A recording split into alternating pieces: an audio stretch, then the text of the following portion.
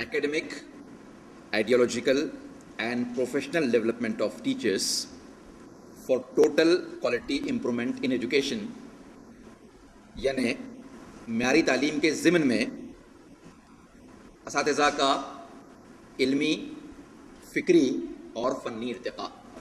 بسم اللہ الرحمن الرحیم۔ معزز حاضرین اکرام، اس سیشن میں آپ کا تہہ دل سے استقبال کیا جاتا ہے۔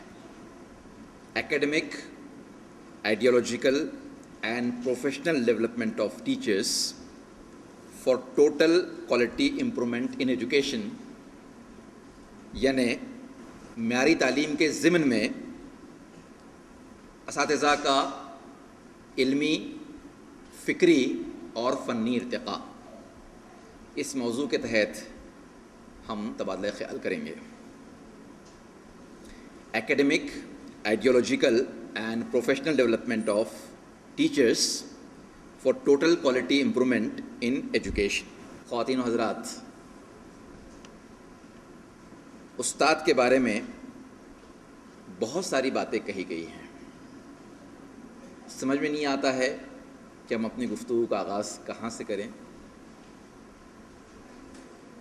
دست معصوم کو وہ لوح قلم دیتا ہے، دست معصوم کو وہ لوح قلم دیتا ہے، نونہالوں کو وہ قندیل حرم دیتا ہے،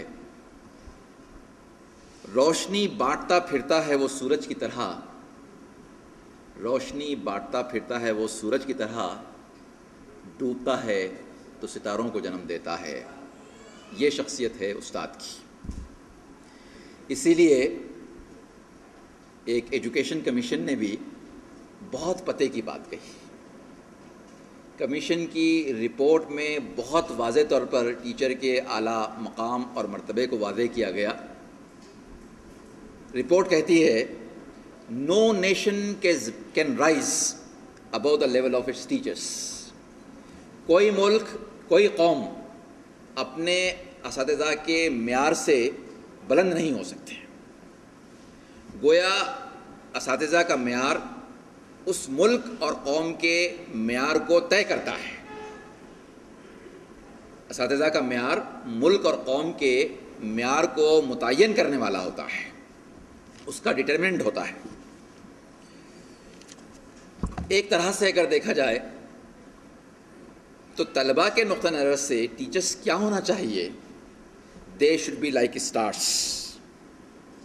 Students should be able to mold their personality according to the personality of their stars۔ یہ ایک عجیب المیہ ہے کہ آج ٹیچر کی شخصیت میں طلباء کو کوئی میگنیٹزم، کوئی مقناطیسیت نظر نہیں آتی۔ اگر ان سے ان کے اسٹار کے بارے میں سوال کیا جائے تو کبھی کسی فلم اسٹار کا نام آتا ہے، اور کبھی کسی کرکٹ کے اسٹار کا نام آتا ہے، اور کبھی کسی پولیٹیشین کا نام آتا ہے۔ دیکھیے کہ کیا پستی آ گئی ہے اس قوم میں کہ اب بچوں کے نزدیک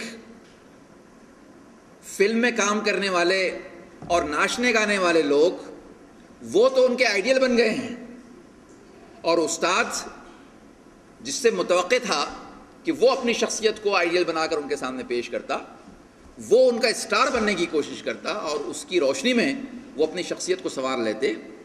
اس استاد کی شخصیت کیسے ہو گئی ہے کہ طلباء کے نزدیک وہ اس کے اندر کوئی مقناطیسیت، کوئی میگنیٹزم باقی نہیں رہی ہے۔ تو اگر استاد یہ چاہتا ہے کہ میری شخصیت میں ایک مقناطیسیت اگر پیدا ہو تو اس کے لیے ضروری ہے کہ وہ جس مقام پر ہے، اگر آج نہیں ہے اس کے اندر مقناطیسیت، تو کل اپنے اندر اس مقناطیسیت کو پیدا کرے۔ اور میگنیٹزم کو پیدا کرنے کا طریقہ یہی ہے کہ وہ اپنے ڈیولپمنٹ کی فکر کرے، وہ اپنے ارتقاء کی فکر کرے۔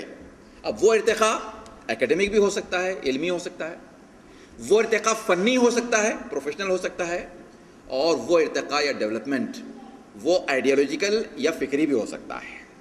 تینوں لحاظ سے جب استاد اپنی شخصیت کو ڈیولپ کرنے کی کوشش کرے گا تبھی جا کر اس کے اندر ایک ایسی مقناطیسیت، ایک ایسا میگنیٹزم پیدا ہوگا کہ جس سے طلباء خود بخود اس کی جانب کھینچے چلے آئیں گے۔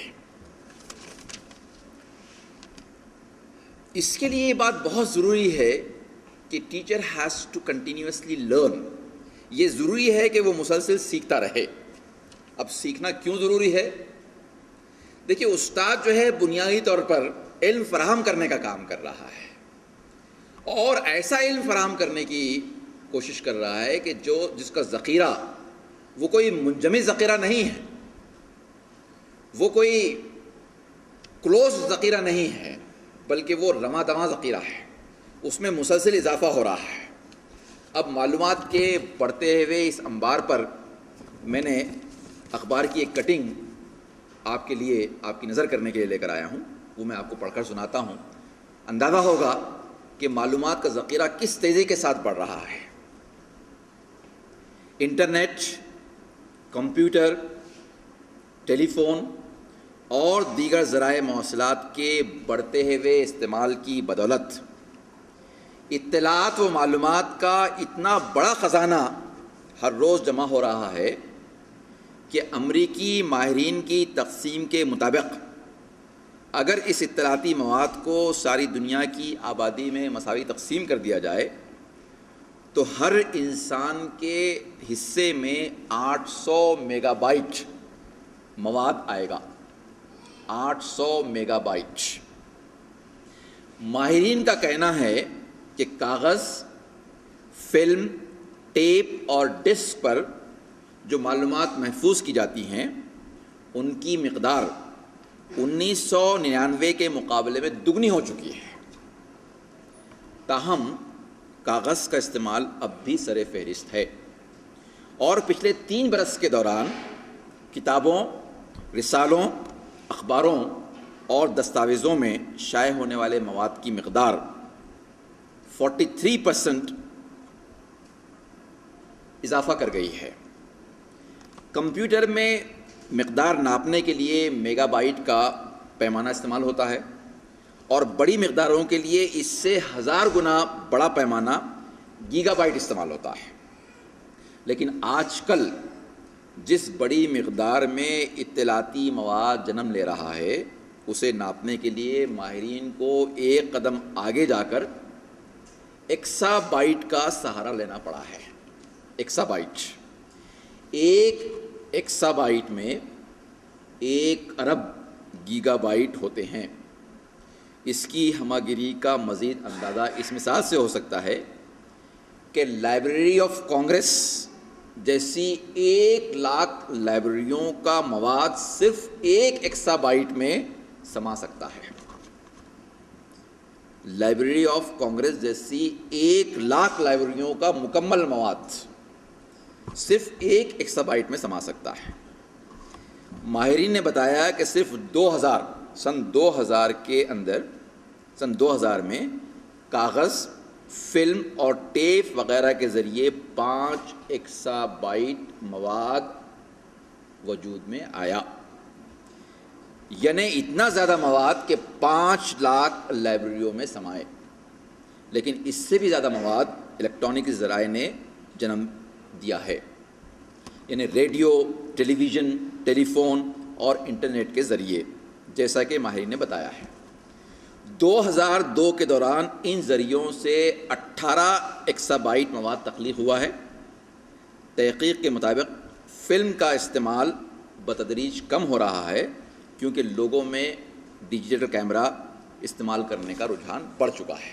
اگر بہت اختصار کے ساتھ میں بیان کروں تو آسانی کے ساتھ میں یوں کہہ سکتا ہوں کہ آج بنی نوع انسانیت کے پاس جو علم موجود ہے، سارے انسانوں کو ایک قطار میں کھڑے کر دیا جائے اور اس علم کو مساوی طور پر تقسیم کر دیا جائے تو ہر ایک کے حصے میں 5 لاکھ صفحات آئیں گے.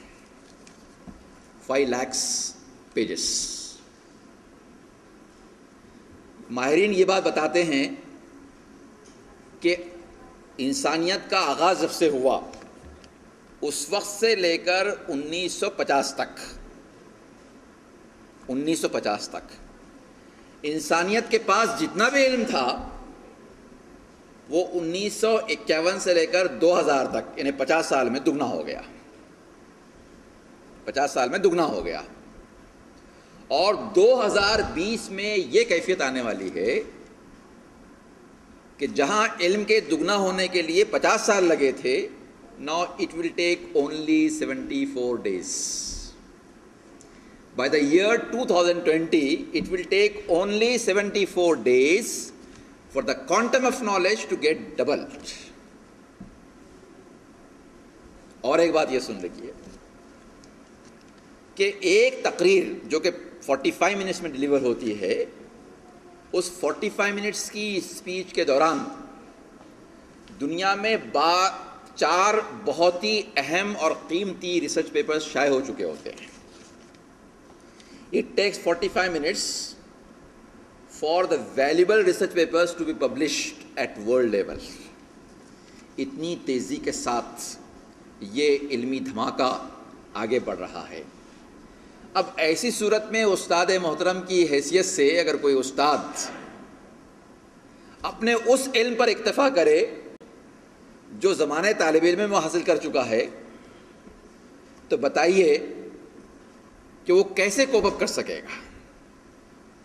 بات کہنے کے لیے تو بہت آسان ہے کہ میں نے کتاب کی تھورو اسٹڈی کر لی ہے اور اب مجھے اتنا مکمل عبور حاصل ہو گیا ہے کہ میں کتاب میں شائع شدہ ایک ایک لفظ کا حق کلاس میں ادا کر سکتا ہوں. بات بہت آسان ہے، لیکن استاد محترم کو یہ بات نوٹ کرنے کی ضرورت ہے کہ اگر اسی موضوع پر طالب علم نے ایک رات قبل ڈسکوری چینل پہ کوئی پروگرام دیکھا ہے یا انٹرنیٹ سے معلومات اگر کلیکٹ کی ہے یا کوئی اور ذریعے سے اگر اس نے معلومات حاصل کی ہے، تو بتائیے وہ معلومات اور استاد کی وہ محدود معلومات جو اس نے کتاب سے حاصل کی تھی، کیا طالب علم دونوں کا موازنہ آسانی کے ساتھ نہیں کر لے گا؟ میں یہ نہیں کہہ رہا ہوں کہ ساری کی ساری معلومات کلاس میں دینے کی ضرورت ہے، فراہم کرنے کی ضرورت ہے، میں یہ نہیں کہہ رہا ہوں، لیکن now the teacher has to compete directly with all such advanced resources of the knowledge. ہم اس بات پر ہی مطمئن ہوتے ہیں کہ I have covered the syllabus، کہ میں نے سلیبس کا احاطہ کر لیا، سلیبس پڑھا دیا، کتاب میں جو کچھ لکھا تھا سب پڑھا دیا. میں عرض کرنا چاہتا ہوں کہ یہ کافی نہیں ہے. It's an ordinary teacher who tries to cover the syllabus, but an extraordinary teacher tries to uncover the syllabus. ایک غیر معمولی استاد جو ہوتا ہے وہ سلیبس کو صرف کور کرنے کی فکر نہیں کرتا ہے بلکہ اس کو انکور کرتا ہے. اور انکور کرنے کا مطلب کیا ہے کہ بہت سارے عنوانات کو چھوڑ دیا جائے؟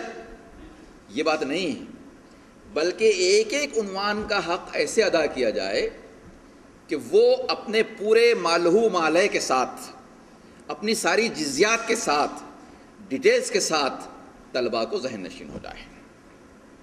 اور استاد کی معلومات حاصل کرنے کی جو کوشش ہے، اس کی جو تڑپ ہے، وہ تڑپ طالب علم کے اندر منتقل ہو جائے. طالب علم سمجھے کہ ہاں میرا استاد علم حاصل کرنے کے لیے جس طریقے سے کوششیں اختیار کرتا ہے، مجھے بھی ایسی ہی کوشش اختیار کرنی ہے.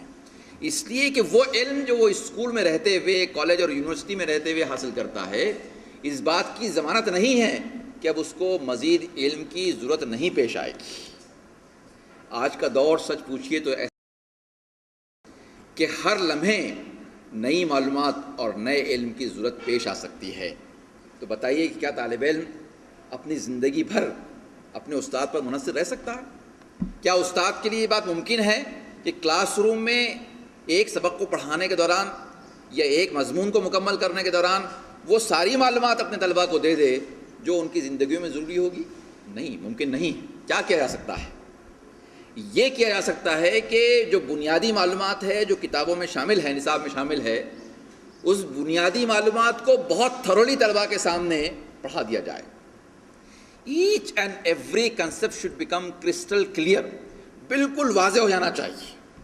لیکن اسی کے ساتھ ساتھ استاد نے اس علم کو حاصل کرنے کے لیے جو جدوجہد کی، جو کوشش کی، اور استاد کو اس علم سے جو غیر معمولی عشق ہو گیا ہے، وہ عشق طلباء کے سامنے اس انداز میں سامنے آئے کہ طالب علم کے اندر بھی اس مضمون سے عشق پیدا ہو جائے، طالب علم بھی اس مضمون کا چاہنے والا بن جائے، طالب علم کی بھی فطری خواہش یہ ہو کہ میں اس مضمون میں آگے بڑھوں گا. اور اپنے استاد کی طرح سے ایک مقام پیدا کرنے کی کوشش. جہاں تک امپرومنٹ کا تعلق ہے ساتھیوں، یہ بات طے ہے کہ it's like riding a bicycle on a slope in the upward direction. ایک چڑھاؤ پر، جس کو آپ چڑھ کہتے ہیں، چڑھائی کہتے ہیں، جو بھی کہہ لیں آپ، ایک سلوپ پر جب آپ بائیسائیکل چلاتے ہیں تو as long as you go on pedalling the bicycle it moves in the upward direction. ہو سکتا ہے کہ سائیکل کی رفتار بہت کم ہو، لیکن چونکہ آپ اس کے پیڈل گھما رہے ہیں، وہ کم رفتار سے صحیح لیکن آگے کی جانب بڑھتی جائے گی. But the moment you stop pedaling that bicycle, the bicycle will not remain at its place. وہ اپنے مقام پر برقرار نہیں رہ سکے گی. It has to come down. اس کو نیچے آنا ہی ہے. بالکل یہی معاملہ علم حاصل کرنے کا اور ارتقاء کا ہے کہ جب تک میں کوشش کرتا رہوں، جب تک میں آگے بڑھنے کی کوشش کرتا رہوں، جدوجہد کرتا رہوں، اس وقت تک میں آگے بڑھنے میں چاہے بہت کم رفتار کے ساتھ کامیاب رہوں گا. But the moment I stop struggling towards it, I will not be stop where I was, بلکہ جو میرا علم ہے وہ زنگالود ہو جائے گا. میں اس علم کو بھول جاؤں گا، وہ علم باقی نہیں رہے گا. اور اکثر ہمارے اساتذہ کرام یہ بات بتاتے ہیں کہ علم وہی ہے جس کو حاضر علم کہا جاتا ہے. اکثر ایسا ہوتا ہے کہ استاد پڑھانے کے دوران کہتا ہے کسی کنسیپٹ کو واضح کرنے کے لیے، میں اس کی ایک اور مثال آپ کے سامنے دینا چاہتا ہوں، میرے ذہن میں ہے، وہ میرے ذہن کے کسی گوشے میں ہے مگر مجھے یاد نہیں آ رہی ہے. ایک آدھ مرتبہ اگر ایسا ہو جائے تو پھر بھی طالب علم برداشت کر لے، بعد میں یاد کر کے بتا دیا. لیکن ہر نقطے، ہر پوائنٹ کے وقت استاد یہی کہے کہ اس کے آگے کی بات تو مجھے اس وقت یاد ہی نہیں آ رہی ہے، لیکن ہے وہ میرے ذہن میں ہے، کسی وقت بتا دوں گا. تو ہر لمحے طالب علم یہ سوچے گا کہ استاد کسی اور وقت پڑھا دے تو اچھی بات ہے، آج کیا پڑھانے کی ضرورت ہے. پھر ظاہر ہے کہ ہم اس طریقے سے چیزوں کو پوسٹ پون نہیں کر سکتے ہیں. یہ بات بہت ضروری ہے کہ ہم کو مزید علم کے لیے اپنی جدوجہد کو جاری رکھنا ہے. جہاں تک development of the academic development کا سوال ہے، یہ بات بہت ضروری ہے کہ استاد کو اپنے مضمون پر مکمل طور پر عبور حاصل ہو جائے. A teacher should possess complete command over the content knowledge of his subjects of teaching. جو سبجیکٹ وہ پڑھا رہا ہے، کم از کم توقع یہ ہے کہ وہ اس سبجیکٹ پر مکمل طور پر عبور حاصل کر لیں. عبور حاصل کرنے کے لیے بہت سارے لوگوں کی بات سمجھ میں نہیں آتی کہ میں کیا کروں. بہت آسان سی بات ہے، بہت آسان سی بات ہے کہ اگر آپ 10ویں درجے تک پڑھاتے ہیں تو کم از کم خدا را اس مضمون کی کتاب کو پہلے درجے سے لے کر 12ویں درجے تک اچھی طریقے سے تھرولی پڑھ لیجیے. ہو سکتا ہے کہ آپ صرف 8th 9th اور 10th کو پڑھاتے ہوں، لیکن آپ کی نظر اس بات پہ ہونی چاہیے کہ اس عنوان سے متعلق طالب علم سابق میں کیا سیکھ چکا ہے اور کم از کم آئندہ 2 برسوں میں اس کو کیا سیکھنا ہے. یعنی وہ کہاں سے آ رہا ہے اور اس کو کہاں لے جانا ہے. یہ بات جب تک واضح نہیں ہوگی استاد پر، استاد اس عنوان کا حق ادا کرنے میں کامیاب نہیں ہو سکتا ہے. اور اگر آپ نے ترتیب کے ساتھ ٹیکسٹ بکس کو اچھی طریقے سے پڑھ لیا، ایک مرتبہ اردو میڈیم کی ٹیکسٹ بک کو پڑھ لیجئے، اگر آپ ہندی میڈیم میں پڑھاتے تو ہندی میڈیم کی ٹیکسٹ بک کو پڑھ لیجئے، اور اس کے بعد ایک مرتبہ انگلش میڈیم کی کتابوں کو بھی بہت اچھی طریقے سے پڑھ لیجئے. بعض مرتبہ ٹرانسلیشن میں کوئی گڑبڑ ہو جاتی ہے. اب اتنی استعداد ہر استاد کے پاس ہونی چاہیے کہ وہ انگریزی کتابوں سے بھی خاطر خواہ فائدہ اٹھا سکے. پھر ایک مرتبہ اسٹیٹ بورڈ کا سلیبس اگر آپ نے پڑھ لیا ہے تو CBSE کا سلیبس بھی پڑھ لیجیے، اس لیے کہ بہت سارے کنسیپٹس ایسے ہیں کہ وہاں پر زیادہ اچھی مثالوں کے ذریعے سے واضح کیے گئے ہیں. بعض کنسیپٹس ایسے ہیں جو اسٹیٹ بورڈ کی کتابوں سے ہی کلیئر ہو جاتے ہیں، بعض کنسیپٹس ایسے ہیں کہ CBSE کتابیں مزید جو ہے معاون ثابت ہو سکتی ہیں. بہرحال یہ گریڈڈ کتابیں پڑھنے کا جو نسخہ ہے یہ بہت آسان نسخہ ہے کہ ترتیب کے ساتھ میں کتابوں کا مطالعہ کروں، ٹیکسٹ بکس کا مطالعہ کروں. اور پیرنٹ ہونے کی حیثیت سے اگر ہم اپنے بچوں کے پیرنٹس بھی ہیں، اپنے گھر میں ہمارا رول دوسرا ہے، تو گھر میں بھی ہمارا انداز یہ ہونا چاہیے کہ اپنے بچوں کی کتابوں کو خوب مزے لے لے کر بآواز بلند ان کے سامنے ہم پڑھیں، تاکہ بچوں میں پڑھنے کا ایک چسکا، ایک ذوق پیدا ہو جائے، اور ہم اپنے سرپرستوں کی نشستوں میں بھی اس نقطے کو خوب واضح کریں کہ گھر میں پیرنٹس اگر کچھ نہیں کر سکتے ہیں تو کم از کم کتاب کو مزے لے لے کر بآواز بلند اپنے بچوں کے سامنے پڑھ ہی سکتے ہیں۔ سمجھا چاہے نہیں سکتے ہوں، چاہے وہ سمجھا نہ سکیں، لیکن کم از کم بآواز بلند مزے لے لے کر پڑھیں گے تو مزے لے لے کر پڑھنے کا ایک ذوق بچوں کے اندر پیدا ہو جائے گا۔ تو یہ بات بہت ضروری ہے کہ مجھے اپنے سبجیکٹ پر مکمل عبور حاصل ہو جائے۔ اب اگر میں ایسا سمجھتا ہوں کہ 12 تک جو نصاب ہے اس کی میں نے تھورلی اسٹڈی کر لی ہے، تو میرے لیے اور موقع ہے کہ میں گریجویشن کی کتابیں بھی پڑھوں، اس کے بعد کی کتابیں پڑھوں، اور جو جنرل بکس ہیں اپنے سبجیکٹس کی وہ بھی میں پڑھتا رہوں۔ اسی کے ساتھ ساتھ سبجیکٹ سے متعلق جو میگزین شائع ہوتے ہیں، جس میں آج کل اس سبجیکٹ سے متعلق جو تحقیقات ہو رہی ہیں ان تحقیقات کا تذکرہ ہوتا ہے، تو ایسی میگزینس کا مطالعہ بھی خوب کرنا چاہیے، اس لیے کہ کتابوں میں جو معلومات اور مواد دیا ہوا ہوتا ہے وہ تھوڑا سا ایک طرح سے اگر دیکھا جائے تو اپڈیٹ نہیں ہوتا ہے۔ میگزین چونکہ اسی مہینے شائع ہوئی ہے تو میگزین میں جو معلومات دی ہوئی ہوگی وہ اپڈیٹڈ ہوگی۔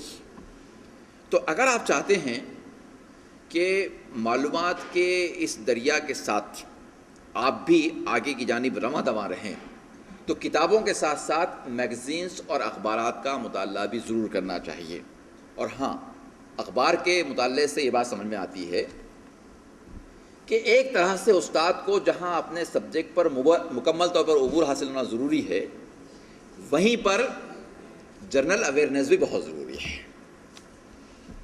معلومات عامہ، اس وقت عالمی سطح پر کیا ہو رہا ہے، اس وقت عالم اسلام میں کیا ہو رہا ہے، اس وقت میرے ملک میں کیا ہو رہا ہے، اس وقت میری ریاست اور میرے شہر میں کیا ہو رہا ہے، اس سے بھی استاد کو خوب آگاہی ہونی چاہیے، اس لیے کہ طالب علم کو اپنے معاشرے میں، اپنے ملک میں، اپنے شہر میں، اور اس طریقے سے اگر دیکھا جائے تو اپنے گلوب میں زندگی گزارنی ہے، تو ہم تمام حالات سے صرف نظر کر کے کلاس روم میں اپنی آنکھیں بند کر کے نہیں پڑھا سکتے ہیں۔ جو کچھ ہو رہا ہے اگر ہم نے اس سے کوریلیٹ کرنے کی کوشش کی تو طالب علم کو اندازہ ہوگا کہ جو کچھ میں یہاں سیکھ رہا ہوں، جو کچھ اکتساب اور آموزش میں کر رہا ہوں، وہ کوئی تھیوریٹیکل چیزیں نہیں ہیں، بلکہ پریکٹیکلی ان چیزوں کا استعمال دنیا میں کیسے ہو رہا ہے وہ یہ جان جائے گا، اس پر یہ حقیقت آشکارا ہو جائے گی، اور اس کو آشکارا کرنا بہت ضروری ہے۔ اسی کے ساتھ ساتھ میرے اپنے فیلڈ میں، ایجوکیشن میں جو پروگرامز اور پالیسیز آ رہی ہیں، جو قوانین بن رہے ہیں، اس سے آگاہی بھی مجھے ہونا چاہیے۔ مثال کے طور پر یہ کہ کوئی استاد یہ نہیں کہہ سکتا ہے کہ مجھے 6 کلاس کو سائنس پڑھانے کی ذمہ داری دی گئی ہے، میں 6 کلاس کی سائنس کی کتاب تو جانتا ہوں مگر میں رائٹ ٹو ایجوکیشن ایکٹ کیا ہے وہ نہیں جانتا ہوں۔ اگر وہ ایسا کرتا ہے تو وہ 6 کلاس کو سائنس پڑھانے کا حق بھی صحیح طور پر ادا نہیں کر سکے گا۔ تو اس لیے کم از کم ایجوکیشن فیلڈز میں جو پروگرامز، پالیسیز اور قوانین بنائے جا رہے ہیں، ان کا مطالعہ بھی ایک استاد کے لیے بہت ضروری ہے۔ اور ایک بات یہ بھی ہے کہ اپنے مضمون پر تو مکمل عبور حاصل ہو ہی، لیکن اسی کے ساتھ ساتھ دوسرے سبجیکٹس کی بیسک سے ایٹ لیسٹ معلومات ہو، اس لیے کہ سبجیکٹس کو کوریلیٹ کر کے جب تک آپ نہیں پڑھائیں گے اس وقت تک کام نہیں چلے گا۔ اور طالب علم جو ہے وہ اس سلسلے میں بہت چوکنا ہوتا ہے۔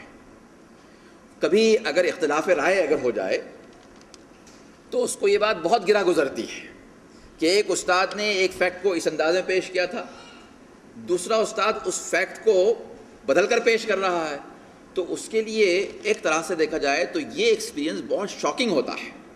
It's very much shocking experience for a student if a fact is presented differently before the students.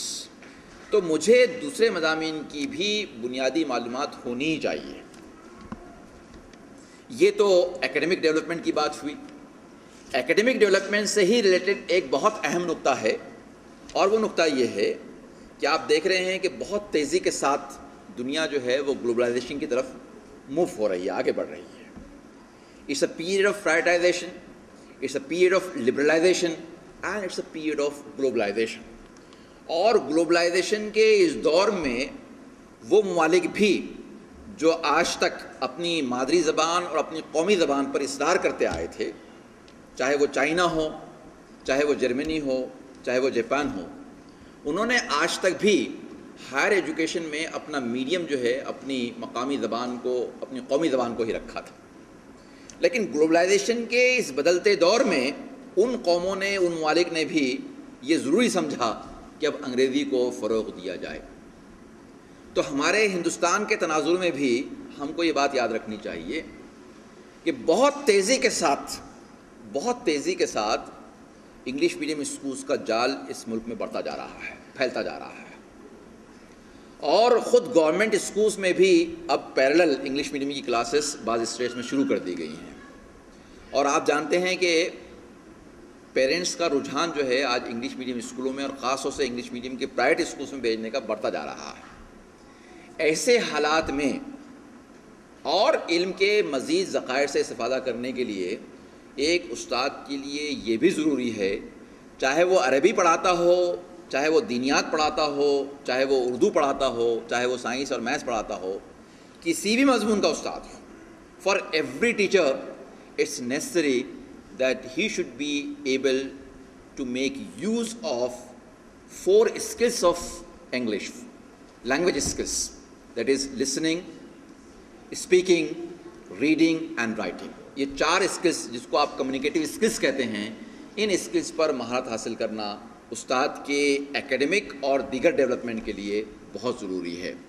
وہ لوگ جو اپنے آپ کو انگریزی زبان کے زیور سے آراستہ نہیں کریں گے، ظاہر ہے کہ بڑھتے ہوئے اس علم کے دریا میں، اس ازدحام میں وہ ساتھ ساتھ نہیں چل پائیں گے. اس لیے یہ بات بہت ضروری ہے کہ چاہے مضمون کوئی رہنے دیجیے لیکن انگریزی زبان پر بھی آپ کو عبور حاصل ہو. اور ایسا ہی ماحول اپنے طلباء کے لیے بھی فراہم کرنے کی ضرورت ہے کہ اردو ہمارا میڈیم ہے، ہم نے اپنی تہذیب، اپنی ثقافت، اپنے کلچر کو آگے بڑھانے کے لیے اردو میڈیم اسکولز قائم کیے ہیں، برابر جاری رکھے جائیں. لیکن ساتھ ہی ساتھ ہمارے طلباء انگریزی کے میدان میں پیچھے نہ رہ جائیں. اس لیے اسکول میں انگریزی کا ماحول پیدا کرنے کی بھی بہت ضرورت ہے. اور بالخصوص ہمارے تناظر میں یہ بات شامل ہے کہ ہمارے پاس ایک ایسا پیغام ہے جس میں ساری انسانیت کی بھلائی ہے، جس میں ساری انسانیت کی فلاح ہے.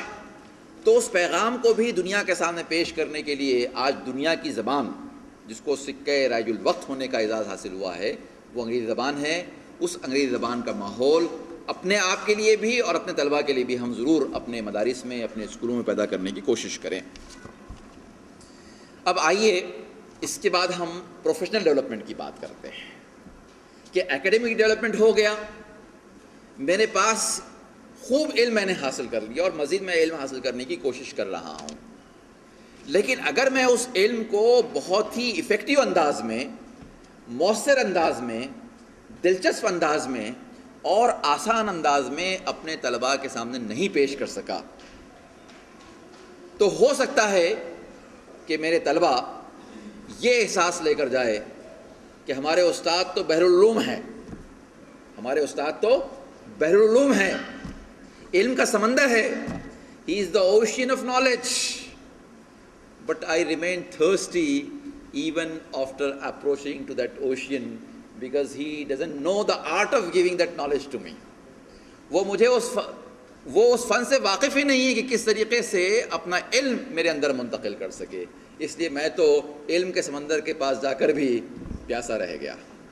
تو دوسری بات جو ہے وہ پروفیشنل ڈیولپمنٹ کی اس لیے بہت ضروری ہے کہ مجھے میرا علم اپنی حد تک محدود نہیں رکھنا ہے، مجھے اس علم کو بہت سلیقے کے ساتھ، بہت قرینے کے ساتھ اور بہت فنکاری کے ساتھ اپنے طلباء کے سامنے پیش کرنا ہے. ایسے پیش کرنا ہے کہ جیسے وہ ان کی شخصیت کا اٹوٹ حصہ بن جائے، ان کو بھی اس پر ویسا ہی عبور حاصل ہو جائے جیسا عبور اور جیسی کمانڈ حاصل کرنے کی میں نے کوشش کی تھی. تو اس کے لیے یہ بات بہت ضروری ہے کہ میں اپنے پروفیشنل ڈیولپمنٹ پر بھی توجہ دوں، میں اپنے فنی ارتقاء پر توجہ دوں. اور فنی ارتقاء کیا ہے؟ فنی ارتقاء یہ ہے کہ سب سے پہلے مجھے یہ فن آ جائے کہ میں اپنے طلباء کے معیار کو جان سکوں کہ کس معیار پر آج میرے طلباء موجود ہیں. مجھے بات معلوم ہو جائے کہ طلباء کا معیار کیا ہے. اگر میں اپنے طلباء کے معیار کو ہی نہیں جانتا ہوں تو ان کو متوقع معیار پر لانے کی میں کوشش کیسے کر سکوں گا اور اس میں کامیابی کیسے حاصل ہوگی؟ نہیں حاصل ہو سکتی. تو پہلی بات تو یہ کہ مجھے اپنا پروفیشنل ڈیولپمنٹ اس لحاظ سے کرنا ہے کہ مجھے اپنے طلباء کے معیار کا، ان کی سوچ کا، ان کی دلچسپی کا، ان کی صلاحیتوں کا، ان کے سابقہ علم اور ان کے سابقہ تجربات کا علم حاصل میں کر سکوں. یہ فن میرے پاس ہونا چاہیے. دوسری بات یہ کہ میں اپنے علمی مقام اور مرتبے سے اتر کر پہلے طلباء کے مقام تک پہنچ سکوں. اس لیے کہ دونوں کے درمیان جو گیپ ہے اگر وہ گیپ بہت بڑا ہوا ہے تو طالب علم نیچے سے استاد کو دیکھ کر خوش ہو رہا ہے، استاد اوپر سے طالب علم کو دیکھ کر خوش ہو رہا ہے، اور دونوں کے درمیان گلف، دونوں کے درمیان جو خلیج ہے وہ کمی نہیں ہو رہی ہے، تو کیسے ہو سکیں گے؟ تو میرے لیے بہت ضروری ہے کہ پہلے میں اپنے اعلیٰ علمی مقام اور مرتبے سے اتر کر طالب علم کے مقام اور مرتبے پر آ سکوں. میں جب اس کے مقام اور مرتبے تک پہنچ جاؤں گا تبھی تو اس کا ہاتھ اپنے ہاتھ میں تھام کر اس کو اپنے مقام پر لانے کی میں کوشش کر سکوں گا. تو فن کا دوسرا تقاضا یہ ہے کہ مجھے اپنے مقام اور مرتبے سے اتر کر طالب علم کی تہ تک میں پہنچ سکوں اور وہاں سے اس کا ہاتھ اپنے ہاتھ میں تھام کر اپنے مقام اور مرتبے تک لانے کی کوشش کر سکوں، اس میں کامیابی میں حاصل کر سکوں. یہ دوسرا تقاضا ہے. اب دیکھیے اس سلسلے میں کیا کیا جا سکتا ہے. ایک بات تو یہ ہے علمی ارتقاء کے بعد کہ میں اپنی تدریسی صلاحیت میں اضافہ پیدا کروں، میں اپنے آپ کو ایک مؤثر استاد بنا سکوں، میری ٹیچنگ کو میں افیکٹو کر سکوں. آپ جانتے ہیں کہ تقریر میں اور تدریس میں فرق ہے. آپ جانتے ہیں کہ صرف لیکچر کرنا، بیان دینا یہ تدریس نہیں ہے. تدریس میں لیکچر میں سنا دینا ہے، تقریر کرنے میں صرف سنا دینا ہے، لیکن تدریس کا مقصد جو ہے وہ طلباء کی آموزش کو، ان کے اکتساب کو، ان کی لرننگ کو، ان کی سیکھ کو یقینی بنانا ہے. تدریس اس وقت تک تدریس نہیں ہے جب تک کہ طلباء اس کے ذریعے سے سیکھ نہ جائیں، اور سیکھنے کے لیے، طلباء کو سیکھنے میں مدد کرنے کے لیے یہ بات ضروری ہے کہ میرے پاس تدریسی مہارتیں ہوں. جب تک مجھے تدریسی مہارتوں پر مہارت حاصل نہ ہو جائے اس وقت تک میں سبجیکٹ کا جو کنٹینٹ ہے وہ طالب علم تک نہیں پہنچا سکتا.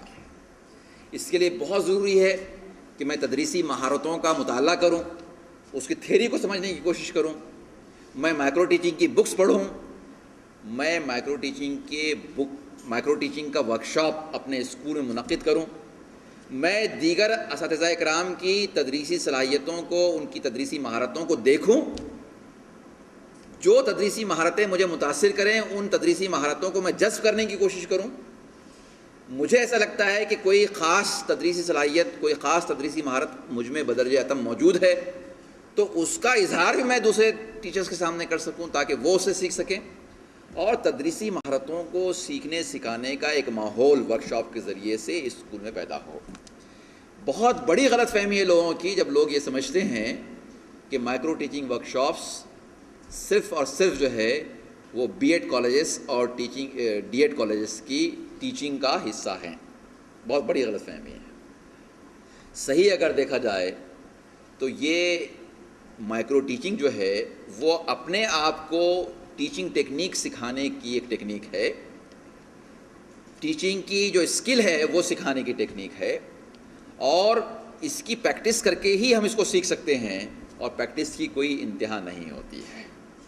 پریکٹس کے بارے میں یہ بات کہی جاتی ہے کہ it's a practice that makes a man perfect, but nowadays it is said that it is a perfect practice that makes a man perfect.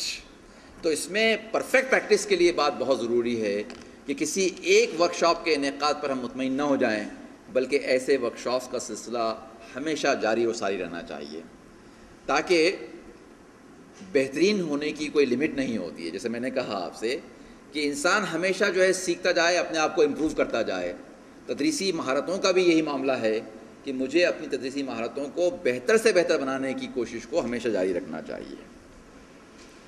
اب تدریسی مہارتوں کے ساتھ ساتھ ایک اور چیز جس کی طرف میں آپ کی توجہ مبذول کروانا چاہتا ہوں، وہ ہے ٹیچنگ ایڈس کی تیاری، تعلیمی توضیحات کی تیاری۔ آپ جانتے ہیں کہ تعلیمی توضیحات، ٹیچنگ ایڈس ہماری بات کو طلباء کے سامنے بہت واضح کرنے کے لیے ضروری ہوتے ہیں۔ توضیحات کا مطلب ہی واضح کرنے والی چیزیں ہیں۔ تعلیمی تصورات کو بہت واضح کرنے کے لیے تعلیمی توضیحات، ٹیچنگ ایڈس کی بہت ضرورت ہوتی ہے۔ وہ ٹیچنگ ایڈس کیسے تیار کیے جاتے ہیں؟ بہت سارے لوگ یہ شکایت کرتے ہیں کہ صاحب اسکول میں ٹیچنگ ایڈس خریدنے کا کوئی بجٹ ہی نہیں ہے، اسکول میں چارٹس اور ماڈلز موجود ہی نہیں ہیں، اسکول میں لیبارٹری ہی نہیں ہے، اب میں ٹیچنگ ایڈس کا اگر استعمال کرنا چاہوں تو کیسے کر سکتا ہوں؟ ٹھیک ہے، ایک بات تو یہ ہے کہ ایسے ٹیچنگ ایڈس اسکول میں خریدے جانے چاہیے۔ اگر آپ نے اس سلسلے میں کوشش کی ہے تو بہت اچھی بات ہے، نہیں ہے تو اپنے ساتھیوں کی بھی ذہن سازی کیجیے، اپنے پرنسپل کی بھی ذہن سازی کیجیے، اور کوشش یہ کیجیے کہ ضروری قسم کے ٹیچنگ ایڈس، ضروری قسم کے ایپریٹس اسکول میں ضرور فراہم کیے جا سکیں۔ لیکن اسی کے ساتھ ساتھ بہت ساری چیزیں ایسی ہیں کہ جو آپ خود سے بھی تیار کر سکتے ہیں۔ چارٹس ہیں، ماڈلز ہیں، ویسٹ مٹیریل سے بھی آپ بہت ساری چیزیں تیار کر سکتے ہیں۔ وہ تیار کر کے اگر آپ نے تصورات کو واضح کرنے کی کوشش کیے تو اس میں آپ کا کام بھی بہت آسان ہو جائے گا، آپ کی تدریس بہت دلچسپ ہو جائے گی، آپ کی تدریس بہت آسان ہو جائے گی، آپ کی تدریس بہت مؤثر اور افیکٹو ہو جائے گی۔ اور یقین مانیے کہ بہت سارے لوگ جب یہ شکایت کرتے ہیں کہ صاحب میں کیا کروں، میں پڑھانا چاہتا ہوں، خوب ڈوب کر پڑھانا چاہتا ہوں، لیکن میرے طلباء خوب شور شرابہ کرتے ہیں، ڈسپلن باقی نہیں رہ پاتا ہے، اور جب تک ڈسپلن نہ ہو میں کیسے پڑھا سکتا ہوں؟ دیکھیے، ایک سوال، ایک توقع تو آپ کی ہے کہ ڈسپلن قائم ہو تو آپ تدریس شروع کریں، اور طالب علم کی جانب سے توقع کیا ہے؟ طالب علم کی جانب سے توقع یہ ہے کہ آپ کی تدریس آسان ہو، مؤثر ہو اور دلچسپ ہو، تو وہ خود بخود ڈسپلن ہو جائے۔ اب استاد انتظار کر رہا ہے کہ طلبہ ڈسپلن ہو جائے، طلبہ انتظار کر رہے ہیں کہ استاد کی تدریس آسان، دلچسپ اور مؤثر تو ہو، وہ مجھے اٹریکٹ تو کر سکیں۔ یقینی طور پر ایک بہت بڑا چیلنج ہے، اور ٹیچنگ ایڈس اس سلسلے میں ہمارے لیے بڑے مددگار ثابت ہوتے ہیں۔ تو ٹیچنگ ایڈس کی تیاری یہ بھی ایک بہت اہم اسکل ہے جو ہمارے فنی تقاضوں کو پورا کرنے کے لیے ضروری ہے۔ پھر کس طریقے سے میں پریزنٹیشن دے سکوں؟ بعض مرتبہ ایسا ہوتا ہے کہ مجھے اسمبلی کنڈکٹ کرنا ہے، مجھے کسی پروگرام میں تمام طلباء کو بیک وقت مخاطب کرنا ہے، مجھے کوئی گائیڈنس دینا ہے، تو اس کے لیے آرٹ آف پریزنٹیشن جسے کہتے ہیں، اس سلسلے میں بھی پریکٹس اور مشق کی ایک استاد کے لیے بہت ضروری ہے۔ اس میں پبلک اسپیکنگ جسے کہتے ہیں، باڈی لینگویج کا استعمال کرتے ہوئے اسٹیج کریج کے ساتھ اپنی بات کو طلباء اور طالبات کے سامنے میں پیش کر سکوں، یہ ہنر، یہ کلا، یہ فن سیکھنے کی بھی ایک استاد کے لیے بہت ضروری ہے۔ استاد کی رائٹنگ بہت اچھی ہو، یہ بھی اس کے فنی ارتقاء کے لیے ضروری ہے۔ اور ایک اہم بات، بہت چھوٹی سی بات ہے لیکن بہت اہم بات ہے، کہ استاد کو اسٹوری ٹیلنگ کا جو آرٹ ہے، اس آرٹ پر بھی عبور حاصل ہونا چاہیے۔ قصہ گوئی، کہانی سنانا، کہانی بذات خود طلباء کے اندر ایک دلچسپی پیدا کر دیتی ہے، لیکن کہانی سنانے کا انداز اگر دلچسپ ہو جائے تو سونے پہ سہاگا کا کام کرتی ہے۔ طلباء جو ہے، وہ طلباء جو کلاس روم میں بالکل توجہ نہیں دے رہے تھے، وہ طلباء جو آپس میں بات چیت کر رہے تھے، شور و غل کر رہے تھے، وہ طلباء جو کامکس کی کتابیں پڑھ رہے تھے، وہ طلباء جو آپس میں جوک سنا رہے تھے، اگر آپ نے اس فن کا مظاہرہ ان کے سامنے کیا، بہت چھوٹی سی کہانی، 5-6 جملوں پر مبنی کوئی کہانی، کہ جس سے ان کی توجہ آپ عنوان کی جانب مبذول کروا سکے، تو گویا آپ نے کیا کیا؟ ان سب کی توجہ کو اریسٹ کر لیا۔ تو ایک استاد کے پاس اسٹوری ٹیلنگ اسکل بھی بہت اچھی طریقے سے ہونا چاہیے۔ ایک اور بات کہ نظم سنانے کا ایک سلیقہ، ایک قرینہ ہوتا ہے، چاہے نظم ترنم سے آپ پڑھ سکیں تو بہت اچھی بات ہے، لیکن اگر آپ ایسا سمجھتے ہیں کہ آپ ترنم سے نظم پڑھنے کا حق ادا نہیں کر سکتے تو کوئی بات نہیں، لیکن نظم پڑھنے کا جو مخصوص انداز ہوتا ہے اس کی لے کے ساتھ، اس کی نغمگی کے ساتھ، ہے نا، اس کی دھن کے ساتھ، تو وہ پڑھنے کا انداز کچھ ایسا ہو کہ طلبہ اٹریکٹ ہو جائیں، تو یہ اسکل بھی ایک استاد کے لیے، چاہے وہ سائنس پڑھاتا ہو، چاہے وہ میتھس پڑھاتا ہو، چاہے وہ ہسٹری یا جغرافی پڑھاتا ہو، یہ اسکل بھی اس کے لیے بہت مفید معاون ثابت ہو سکتی ہے۔ آج کے اس دور میں ٹیچر کے پروفیشنل ڈیولپمنٹ کے لیے یہ بات بھی بہت ضروری ہے کہ وہ انگریزی زبان کے ساتھ ساتھ کمپیوٹر کے مہارتوں پر بھی مہارت رکھتا ہو، کمپیوٹر سے صحیح طور پر استفادہ کر سکے، وہ اپنا میل چیک کر سکتا ہو، وہ انٹرنیٹ سے اپنے مطلب کی چیز جو ہے ڈاؤن لوڈ کر سکتا ہو، وہ اپنا پاور پوائنٹ پریزنٹیشن تیار کر سکتا ہو، وہ کمپیوٹر کے ذریعے سے تدریس کر سکتا ہو، اس لیے کہ مستقبل قریب میں کمپیوٹر کی کلاس روم میں موجودگی اتنی ہی ضروری ہو جائے گی جتنی کہ آج بلیک بورڈ کی ہے۔ آج تختہ سیاہ کو، بلیک بورڈ کو جتنا ضروری سمجھا جاتا ہے، مستقبل قریب میں کمپیوٹر اور لیپ ٹاپ کا استعمال اتنا ہی عام ہو جائے گا، اور وہ لوگ جو اپنے آپ کو اس کمپیوٹر کے بڑھتے ہوئے استعمال سے ہم آہنگ نہیں کر سکیں گے، ظاہر ہے کہ طلباء کے نزدیک ان کا شمار آؤٹ ڈیٹڈ ٹیچرز میں ہو جائے گا۔ اگر میں چاہتا ہوں کہ میرا شمار آؤٹ ڈیٹڈ ٹیچرز میں نہ ہو تو میرے لیے ضروری ہے کہ میں کمپیوٹر کا استعمال کرتے ہوئے اپنے تدریس کو مؤثر بنانے کی کوشش کروں۔ یہ میرے لیے ایک بہت بڑا چیلنج بھی ہے اور میری ضرورت بھی ہے۔ جو میڈیم ہے، جس میڈیم میں آپ پڑھا رہے ہیں، اس میڈیم پر آپ کو اس زبان پر عبور حاصل ہونا چاہیے، تبھی جا کر آپ اپنے سبجیکٹ کو بہت مؤثر انداز میں طلباء کے سامنے پیش کر سکیں گے۔ بعض مرتبہ جو انفارمیٹیو سبجیکٹس ہیں، ہسٹری ہے، جغرافی ہے، سیوکس ہے، میتھمیٹکس ہے، سائنس ہے، بعض مرتبہ لوگوں کو یہ خیال آتا ہے کہ میں لینگویج ٹیچنگ سے میرا کوئی تعلق نہیں ہے، میں تو سائنس کا ٹیچر ہوں، زبان سے میرا کوئی رشتہ نہیں ہے، میرے لیے کوئی ضروری نہیں کہ میں زبان پر عبور حاصل کروں۔ یہ ایک طرح کی خام خیالی ہے۔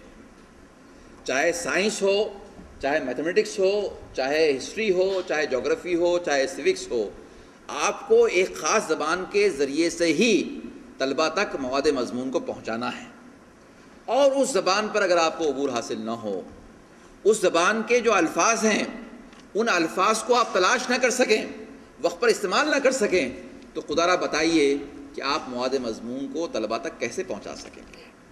تو چاہے آپ کا تدریسی مضمون کوئی ہونے دیجئے، لیکن آپ کو جو طلباء کا میڈیم ہے، جس میڈیم میں آپ کو پڑھانا ہے، اس میڈیم پر، اس زبان پر عبور حاصل ہونا چاہیے۔ میں اکثر ایک بات کہا کرتا ہوں کہ استاد کا ذخیرہ الفاظ اتنا وسیع ہونا چاہیے، اور وہ وقت پر لفظوں کا ایسا انتخاب کر سکے کہ بظاہر وہ الفاظ ادا کر کے اپنے مضمون کو طلباء تک پہنچانے کی کوشش کر رہا ہو، لیکن طلباء کو ایسا محسوس ہو جیسے اس کے منہ سے الفاظ ادا نہیں ہو رہے ہوں بلکہ پھول جھڑ رہے ہوں، اور وہ اس بات کے لیے دلچسپی لیں کہ استاد کے منہ سے جھڑتے ہوئے ان پھولوں کو اپنے دامن میں جمع کر سکیں۔ ایک ایسی زبردست قسم کی خواہش شدت کے ساتھ ان کے اندر پیدا ہونی چاہیے۔ یہ بات اسی وقت ممکن ہے جب استاد اپنے ذخیرہ الفاظ پر غیر معمولی طور پر عبور حاصل کرنے کی کوشش کرے۔ اس کے لیے بھی گہرائی اور گہرائی کے ساتھ مطالعہ کرنا، گاہے بگاہے ڈکشنری اور دوسرے ریفرنس بکس کا استعمال کرنا، یہ مفید ثابت ہو سکتا ہے۔ اسی لیے یہ بات بہت ضروری ہے کہ اسکول میں استاد کے اور طلباء کے ارتقاء کے لیے ایک بہت اچھی لائبریری موجود ہو۔ لائبریری اگر پہلے سے موجود ہے تو اچھی بات ہے، ہم اس سے استفادہ کریں، اس کو سسٹمیٹک بنائیں۔ اگر لائبریری موجود نہ ہو تو ہم تمام کے لیے علم حاصل کرنے کے لیے اور اپنے فنی ارتقاء کے لیے بھی ضروری ہے کہ ہم تمام اس سلسلے میں جدوجہد کریں، اسکول میں ایک بہت اچھی لائبریری ہم قائم کریں۔ بلکہ زیادہ اچھا یہ ہے کہ اپنے سرپرستوں کو ایجوکیٹ کرنے کے لیے، انڈائریکٹلی ان کو اپنی ذمہ داریوں سے آگاہ کرنے کے لیے ہم اس لائبریری کے دروازے سرپرستوں کے لیے بھی کم از کم سرپرستوں کے لیے اور جو نیبرنگ کمیونٹی ہے اس کے لیے بھی کھول دیں۔ اس لیے کہ نیبرنگ کمیونٹی کا تعاون بھی اسکول کی مؤثر کارکردگی کے لیے ضروری ہوتا ہے. اگر سب ایک پڑھنے پڑھانے کا ماحول پیدا ہو جائے گا تو سب لوگ اسکول سے ویسا تعاون کریں گے جیسا کہ ان سے توقع کی جا سکتی ہے. So if you want to really ensure the cooperation of the community as a whole, then you have to see that you have to educate them. And it's a non-formal way to educate them, that you open the doors of your school library to the parents and to the neighboring community. پھر ایک اور بات جو اس سلسلے میں بہت ضروری ہے وہ یہ کہ مجھے طلباء کی گائیڈنس اور کونسلنگ جو ہے ان کی رہنمائی یا صلاح کاری اور مشاورت کا جو فن ہے اس فن پر بھی مجھے عبور حاصل ہونا چاہیے. اس لیے کہ جو تدریس ہوتی ہے وہ ایوریج گروپ کو ٹارگٹ بنا کر، کیونکہ طلباء کی اکثریت جو ہے ان کا تعلق ایوریج گروپ سے ہوتا ہے کلاس میں، تو ان کو ٹارگٹ بنا کر ہم تدریس کرتے ہیں. لیکن اس میں جو بلو ایوریج طلباء رہتے ہیں وہ محروم رہ جاتے ہیں، اور بعض مرتبہ جو گفٹڈ طلباء ہوتے ہیں وہ بھی محروم رہ جاتے ہیں. ان کو اپنی دلچسپی کا کوئی سامان ہماری تدریس میں نظر نہیں آتا ہے. تو ان کو انڈیویجول اٹینشن دے کر مزید کیسے آگے بڑھایا جائے، اور جو طلباء کمزور رہ جا رہے ہیں ان کو سب کے ساتھ کیسے لایا جائے، اس سلسلے میں بھی تعلیمی رہنمائی اور مشاورت کی ضرورت ہوتی ہے. تو ایک استاد کے لیے یہ بات بہت ضروری ہے کہ وہ گائیڈنس اینڈ کونسلنگ کے فن سے بھی واقف ہو. گائیڈنس اینڈ کونسلنگ کا یہ فن صرف طلباء کے لیے ایجوکیشن کے پوائنٹ آف ویو سے مفید ثابت نہیں ہوگا، بلکہ ان کے پرسنل پرابلمس کو حل کرنے میں مددگار ثابت ہو سکے گا. اور آپ یہ بات تو جانتے ہیں اچھے طریقے سے کہ شخصیت کو ہم آئسولیٹڈ کمپارٹمنٹس میں نہیں تقسیم کر سکتے ہیں. طلباء کے ذاتی مسائل ان کی آموزش میں، ان کی لرننگ میں، ان کی تعلیم میں رکاوٹ بنتے ہیں برابر. تو ان کے مسائل کو حل کرنے کے لیے ایک استاد جتنی کوشش کر سکتا ہے، اس کے لیے یہ بات بہت ضروری ہے کہ استاد گائیڈنس اینڈ کونسلنگ سے واقف ہوں. ایک اور بہت اہم کوشش جو ہے وہ یہ ہے کہ اگر گائیڈنس اینڈ کونسلنگ کے فن سے استاد واقف ہو جائے تو رفتہ رفتہ طلباء کی مدد وہ اس بارے میں کر سکیں گا کہ طلباء اپنا مقصد حیات طے کر سکیں، طلباء مقصد حیات طے کر سکیں، اور دیگر لوگ جس طریقے سے اپنے وقت کو کٹی پتنگوں کے پیچھے بھاگنے میں ضائع کر رہے ہیں، کم از کم ہمارے طلباء ان سے اپنے آپ کو بچا لیں، گریز کریں. ان کی زندگی کا بہت واضح نظم العین ان کے پاس موجود ہو، بہت واضح مقاصد ہوں، روزگار کے لحاظ سے، پیشے کے لحاظ سے بھی ان کا مقصد ان پر واضح ہو، اور اس مقصد کو حاصل کرنے کے لیے وہ اپنے وقت کا بہت ہی جوڈیشل استعمال کر سکیں. بچوں کے پاس چونکہ کوئی اعلیٰ مقاصد نہیں ہوتے ہیں اور ٹیچرز ان اعلیٰ مقاصد کو طے کرنے میں ان کی کوئی مدد نہیں کرتے ہیں، تو ان کو ایسا لگتا ہے کہ میں اگر صبح میں 10 بجے تک بھی اگر میں سوتا رہوں تو اس سے کیا فرق پڑنے والا ہے. 12 بجے سے میرا اسکول ہے، 10 بجے بھی اگر میں اٹھ جاؤں تو بہت آسانی کے ساتھ تیاری کر کے میں پہنچ جا سکتا ہوں. اور رات اگر میں جو ہے ٹی وی پروگرام دیکھنے میں بھی اگر ضائع کر دوں تو کیا فرق پڑتا ہے، صبح تک تو مجھے 10 بجے سونا ہے، صبح 10 بجے تک سونا ہے. یہ چیز اس لیے پیدا ہو رہی ہے کہ ان کی زندگی کا کوئی مقصد انہوں نے طے نہیں کیا ہے. جن طلباء کا مقصد حیات طے ہو جاتا ہے، آپ ان کی کارکردگی میں ان طلباء کے مقابلے میں جن کا مقصد حیات طے نہیں ہوتا ہے زمین آسمان کا فرق محسوس کریں گے. وہ ایک ایک لمحے کا جوڈیشیس استعمال کرنے والے بن جائیں گے. اگر آپ نے ان کا مقصد حیات طے کرنے میں مدد کر دی تو آپ دیکھیں گے کہ وہ اپنے ایک ایک لمحے کا بہت ہی جوڈیشل، بہت ہی مناسب اور موضوع ترین استعمال کرنے والے بن جائیں گے. تو اگر آپ چاہتے ہیں کہ وہ اسٹوڈیوز بن جائیں، اگر آپ چاہتے ہیں کہ وہ بہت سسٹمیٹیکلی پلان اسٹڈی کرنے والے بن جائیں، اگر آپ وہ چاہتے ہیں کہ سارے خرافات سے ان کی توجہ جو تعمیری سرگرمیاں ہیں ان کی جانب مبذول کریں، تو اس کے لیے بہت ضروری ہے کہ آپ ان کے مقصد کو طے کرنے میں ان کی معاونت کریں. اور آپ اسی وقت کر سکیں گے جب آپ گائیڈنس اینڈ کونسلنگ کے فن سے واقف ہوں گے. تو گائیڈنس اینڈ کونسلنگ کا جو فن ہے، یہ فن ہر استاد کے لیے بہت ضروری ہے. ایک استاد کے لیے یہ بات بھی بہت ضروری ہے، حالانکہ ٹیچنگ اسکلس میں بھی بات شامل ہے، لیکن پھر بھی میں علیحدہ سے اس کا تذکرہ کرنا چاہوں گا کہ ایک استاد کے لیے باڈی لینگویج کا استعمال کس طریقے سے کیا جائے، اس فن کو جاننا بھی بہت ضروری ہے. مجھے جب اپنی بات پیش کرنی ہے تو میرے ہاتھوں کا انداز کیسے ہو، میرے چہرے پر کیسے تاثرات ہوں، میں کس مقام پر کھڑا رہوں، میں کس مقام تک موومنٹ کروں، مجھے بلیک بورڈ پر اگر کچھ لکھنا ہے تو میں کس طریقے سے بلیک بورڈ کی طرف موو کروں، ان تمام اصولوں کو جاننے کی بہت ضروری ہے. اسی کو ہم باڈی لینگویج بھی کہتے ہیں. تو باڈی لینگویج استاد کی بہت مؤثر ہونی چاہیے. سپاٹ لہجہ، تاثرات سے عاری چہرہ، بہت دھیما لہجہ. اگر ایسا استاد طلباء کے سامنے کھڑا ہو جائے تو پھر 45 منٹ تو کیا، وہ 5 منٹ بھی اپنے طلباء کی اپنی توجہ اپنی جانب مبذول نہیں کر پاتا ہے. تو اگر آپ چاہتے ہیں کہ بہت مؤثر طریقے سے طلباء تک آپ پہنچ سکیں تو آپ کے لیے یہ بات بھی بہت ضروری ہے کہ آپ اپنی باڈی لینگویج کو بھی امپروو کریں. یہ بہت ہی اہم اسپیکٹس کی طرف میں نے آپ کی توجہ دلائی. جہاں تک پروفیشنل ڈیولپمنٹ کا تعلق ہے، اس سلسلے میں یہ بات بھی بہت ضروری ہے academic as well as professional development کے لیے بھی، کہ آپ جو ہے انٹرنیٹ کی وہ ویب سائٹس جو آپ کے ایکیڈمک اور پروفیشنل ڈیولپمنٹ کے لیے مفید ثابت ہو سکتی ہے، ان کا ایک ریکارڈ بھی آپ کے پاس رہے کہ کون سی ویب سائٹس ہیں کہ جہاں پر مجھے اپنے سبجیکٹ سے متعلق معلومات مل سکتی ہیں، کون سی ویب سائٹس ہیں کہ جہاں پر ایجوکیشنل پروگرامس اینڈ پالیسیز سے متعلق معلومات مل سکتی ہیں، کون سی ویب سائٹس ہیں کہ جہاں پر ایجوکیشن سے متعلق جو رولس بنائے جا رہے ہیں، جو لاز بنائے جا رہے ہیں، ان سے متعلق مجھے معلومات مل سکتی ہیں، کون سی ویب سائٹ ایسی ہے جو مجھے یہ چیز سکھانے میں مددگار ثابت ہو سکتی ہے کہ میں طلباء سے کیسے نفسیاتی طور پر ڈیل کر سکوں، کس طریقے سے میں ان پر انڈیویجول اٹینشن دے سکوں، کس طریقے سے میں ان کی کاؤنسلنگ کر سکوں. تو ان تمام ویب سائٹس کا علم بھی آج ایک استاد کے لیے بہت ضروری ہے. مجھے یقین ہے کہ آپ جو ہے اس کے بعد ایک ورکشاپ میں ایسی ویب سائٹس کو ایک دوسرے کے ساتھ شیئر کریں گے.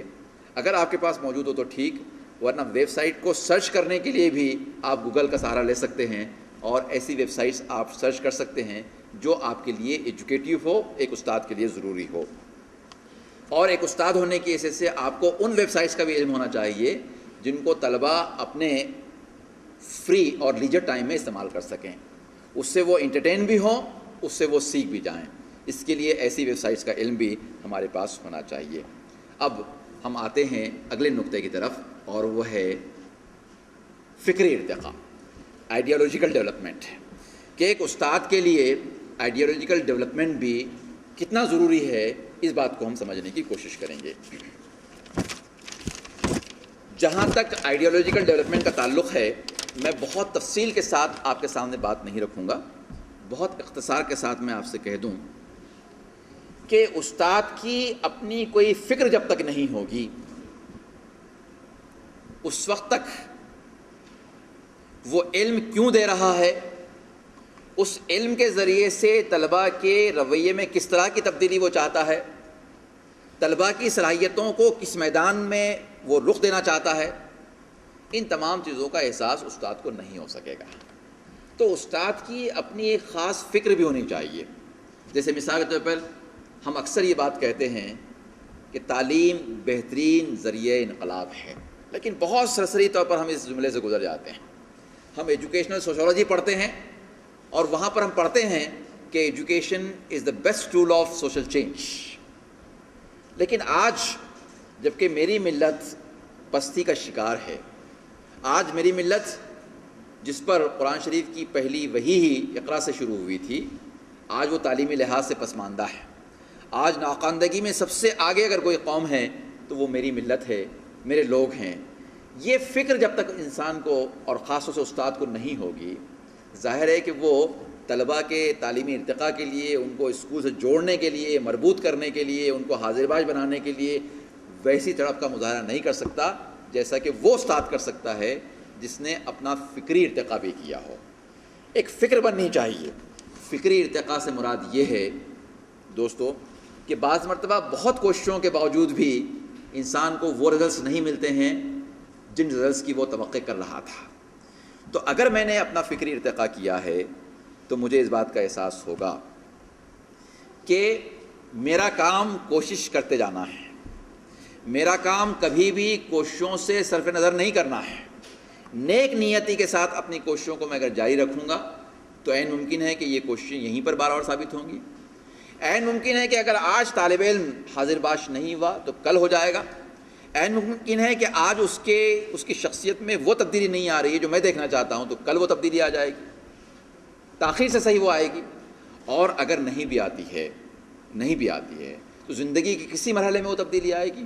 اور بالفرض ہم زندگی کے کسی مرحلے میں بھی تبدیلی نہیں دیکھ رہے ہیں تو انشاءاللہ تعالیٰ مجھے اس بات کا یقین ہونا چاہیے کہ جو جدوجہد جو کوشش میں کر رہا ہوں اس کے طفیل میں آخرت میں کم از کم میری کامیابی تو یقینی طور پر بن جائے گی۔ یہ جو ہے فکری ارتقاء سے تعلق رکھنے والی چیز ہے کہ استاد کے پاس ایک ایسا ایٹیٹیوڈ ہو، پازیٹیو ایٹیٹیوڈ، مثبت سوچ، مثبت طرز فکر، کیونکہ یہ بات کہی جاتی ہے کہ it's your attitude that determines your altitude.